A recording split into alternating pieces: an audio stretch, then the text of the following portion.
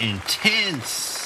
That was Intense. a masterclass, an absolute masterpiece by Magnus. Absolutely incredible game by Magnus Carlsen, world number one, and not just in their hair salon but on the chessboard. His opponent in this game, Levon Aronian, long in the tooth, what an experienced player. It's the Champions Chess Tour, they're in Oslo, it's live, it's over the board, it's exciting. Let's check it out. Magnus opens up here by advancing the king pawn, and Levon goes for the aggressive Sicilian. Love it. And it just gets better because after these standard moves, pawn attacked, defended, epic commentary as always here on Septic Cheese. Do consider unsubscribing. We now see A6, the Waldorf variation, so named after this exquisite salad. Very few people actually know that. And after this move of bishop e2 from Magnus, so many options there, but he goes for this one. We get e5, the standard one, kicking back the knight but leaving that filthy hole on d5, and this is what Magnus plays against. First we get bishop e7, and now there's a myriad of moves that white has available here. Magnus goes for the most direct bishop g5, because after bishop e6 he just chops that pony off. You know, is he really the world's best guild master giving the bishops up like this? Well, he reveals the point in just a moment. Knight d5 coming to a cinema near you, but first queen d3, castles and castles queenside. Andrea starts spinning the beats, opposite sides castling, big fight on her hands, everyone loves it. Even Jan Nepomniachtchi starts busting out some moves, bopping away, vibing. He's loving the position, loving the chess. We all are. Bishop e7 drops back to cover that tender pawn, and now here it comes. Bang! That's a beast of a knight that you cannot live. So get in, my belle, says Levon Aronian. The queen charges in. Absolute powerhouse on that centralized square. Levon doesn't care, activates his own lady, and you can simply play king b1 here. Ignore the attack on the f-pawn. Is black really going to take that? Looks so dangerous, very underdeveloped. Bishop c4's come in, rook to the f-file, but okay. Magnus does cover it with the rook. Not a bad move. Levon carries on the development here, and now this is exceptional. The moment that Magnus practices for some incredible horseplay, this is what he visualizes. Knight d2, and he's spinning it around. What an epic journey it's going on. Bishop g5 is played, activating but leaving the defense of this pawn. Always play king b1, keep fans Heingold happy, our overlord and protector, and after knight f6 it is not the time to Botez gambit, so the queen drops back. Does Levon exchange? No, he watches epic chess. He knows Magnus loves to grind like a grandma deep into the endgame. He keeps the ladies on the board. Very wise. This knight now finishes the tour de horse. What a position it's in, and the game's really sharpening up, because yes, the pawn's attacked. First, we've got to ask ourselves, can't you take here and defend the pawn like this? Well, no, because then queen d3 is actually the move, not f3. We're just going to stick with the main line, and after this one moves somewhere, you know, c5, then this drops, and e5 is weak, always at the end of these lines, which is why although white and black have gained a pawn, white does stand better. So the pawn wasn't touched, nor did Levon defend this top move of Stockwell. He does something crazier. He goes pawn b5 and the game starts exploding. But just before we jump in, a massive shout out to Vishnu Warrior, one of our own in the chess community. Please do have a listen to this. What a book this is. If you're still stuck for a gift idea this holiday season, then fear not, because USCF candidate master and author Vishnu Warrior has got you covered with the release of his fantastic new series Alphabet Chess. And as you can see from cover to cover, Alphabet Chess is stunningly illustrated, full of vibrant colours and packed with simple but highly educational language, making it the perfect way to introduce your kids or grandkids to chess, something I'd highly recommend given the positive side effects which chess has been shown to nurture in children's minds. And just to top it off, off, you can even pick up the companion colouring book, which is just as beautifully illustrated and perfect for the really little ones or the easily distracted ones. So do not delay on picking yourself up one of these fantastic books while stocks last, and whilst you can take advantage of the special discount code 15% off using the links down in the description. You know the drill, and use House of Staunton if you're based in the US, or Thinkers Publishing for anywhere else in the rest of the world. Can't urge you enough to check out those links. Truly an incredible guy. Let's support this book. Let's get it to number 1, not Gotham off the top spot. No offense, Levy. Now back to this game here. Magnus does indeed take this pawn. Levon's now 2 down. He's got to go for the kill. So he brings the rook to the center of the board. Magnus sidesteps with the queen here. Weird looking move, but it does the job. Holds the knight, which is a beast, killing black. Maybe threatens to take a6, so Levon covers, and attacks the central pawn here, so Magnus covers. Ignore the mistake. There's some crazy line where you push f4 there. Start doing some weirdness against the bishop if it takes, but not played. Magnus plays the natural. Knight h5, now the top plan. Looking at this sort of stuff, then maybe into e6 and d4 even, but g6 played, keeping an eye on knight f5, and now Magnus plays a great move. They know when to break the rules, these top guys. The explosive c4, and I say break the rules because typically you don't push pawns in front of your king, right, where the enemy is attacking, but this is nice. It crumbles this structure. You know, if you take, wow, that's a monster of a knight looming over the ramparts. White's in control positionally, and if you just stay there, well, White's about to eat here. It's not good. So Levon correctly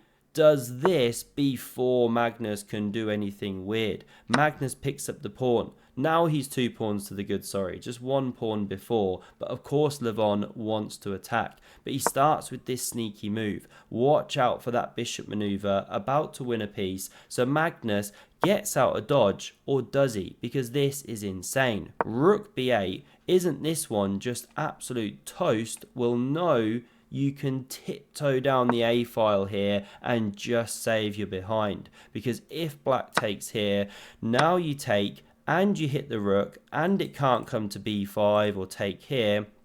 So after it retreats, this pawn drops, which is why I mentioned the b5 square. White's in full dominant control. So Levon correctly steps back. Magnus saves his queen.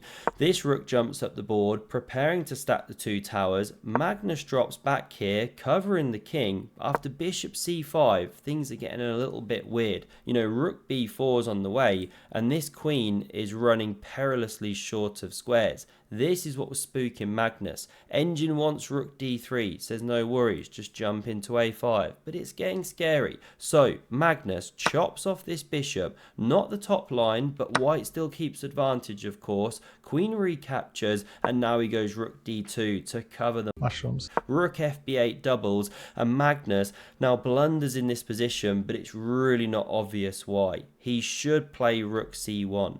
Or some other move, by the way. King a1, g3, you can slow play the position. However, he doubles the rooks, looks so natural on that only open file on the board, but he's taken away the retreat square of the queen. This is the key thing, and all of a sudden, Levon, out of nowhere, has essentially a perpetual or a very complicated game with this move. Because of course you can't go here, you get taken. If you go to a3, then this is the point. The rook can take here on b2 with check, and you've removed the defender of the queen. Of course you can take with the queen, but you're giving a queen for 2 rooks. This is what it can go like, and when the smoke clears, you've got a roughly level position, but it's absolutely game on. King's hugely exposed, the queen's running around, and if you take the pawn, similar lines. Black just keeps perpetuating the white queen until you're forced to a3, and you can never go to a7, or bang, you crash through, and there's this discovered attack. If you can visualize that, won't click down the whole line. fine. But Levon misses it. He goes king g7 here. Magnus should go rook c1, give a flight square for the queen. He misses it once again. They're just not seeing it, not on the radar. The queen trap idea kind of is, which is why a5 is played. This one's hugely on the way now. But Magnus now reacts. A3 is played, takes control of the square. He's back to being in charge. H5, H4, Rook B3 invading. King A2 played. Queen B6, that's 19 points of pressure barreling down the file. So Magnus scrambles to cover that pawn. And now an absolute brilliancy from Levon. Fighting like a lion caged, trying to break out. Knight D7. Here comes the leader of the pride, trying to spin round and checkmate that white king, and it can be taken in two ways. You know what, if the rook takes, not played, we go to the back cave, bang, you crash through and you're not long for this world. If you do this, that's mate. If you step back, different ways to mate. This is one of the nicest. Okay, so you cannot touch with the rook. What if you take with the queen? Well, we're going to explore it. It was played in the game. Now we see the excellent follow-up move of rook takes on a3. Absolutely love it. You cannot take that rook with either piece. If this one, then this one. That's mate. If this one, then this one. That's checkmate. Beautiful tactics. So Magnus has to step back. Played. Now we get the queen invading, headed into a2. So rook d3, defensive move. Great one, because after check, king c1, you've given the king a flight square. In the event of this check, which is played, king d2, and now with the rook about to drop, attacked by two pieces, Levon has to save it. Piles on the pressure on that pawn once more, and Magnus makes a big mistake here. What should he play? Well, rook a3 is the best defensive resource. You know, you can't take, you lose your queen. If you take like this, win a pawn, fine, but the attack is gone. You know, you hit here, something like this, covering the checking squares, c pawn running, white's doing really well, in control, but missed. Magnus, after this move of rook a2, goes pawn b3. The pawn was attacked. Let's push it, defend it. However, a4 comes, just taking the tin opener to the pawn structure. Magnus in big trouble, because if you take that pawn like you want to do, then whack, you take here with check. King recaptures, and once again, it's leading to a checkmate. Different ways to put the cherry on top of the cake, but this is one of them. So the pawn cannot be touched. Instead, we see rook takes, queen recaptures, the king runs from the check, and Levon gets the capture like this, red carpet rolled out, 2 squares away from becoming a baby girl. How do you actually defend against that? You cannot go bishop d3, the rook stands in the way. So Magnus goes queen c7, hits the rook, also threatens the check, but has he miscalculated? Because Levon ignores it, goes pawn b2, and again, how do you actually stop the pawn queening? You know, if you do this, fine, queen, take off, what's going on here? No one knows. Black's actually slightly for choice here. The piece is uncoordinated, the king exposed. This is one sample line, but we didn't go down that route. Magnus didn't touch the rook. He takes with check. Definitely don't go f6, expose the king, you're going to get mincemeated. So instead we see the sidestep, and now Magnus takes the moment to think, uses his time, and finds the excellent rook d7, just walking that tightrope, but it does work. If you make the baby girl now, well, this is the problem. Check. You can't step here, of course. If you step here, that's mate. If you step here, that's a different kind of mate. So you have to defend this pawn. Levon goes rook f8 to cover against it, and now a critical tempo gained. You can go bishop d3, cover the square. Of course, Levon makes the queen anyway. Taken off the board, queen recaptures here. And again, Magnus has to really tiptoe carefully, because if you get this wrong, huge perpetual ideas stand in the air. What does he do here? You know, test your own skills. Well, he plays the correct move of king f2. If you'd step to f4, then black would have been able to check from c1, and there's some problems. We'll see why. Levon can't check from that square now. He can't check from b2, so he checks from c2, but now after king g3, you can't get to the e1 square and check from there. That's the critical one if you want to set up perpetuals and weirdness and all that crazy stuff. But you can't move like a knight. So what's he going to do? Picks up this pawn, of course, but now Magnus, absolute clutch moment. Here comes the chess goat, right? In the end game, how do you prove your advantage?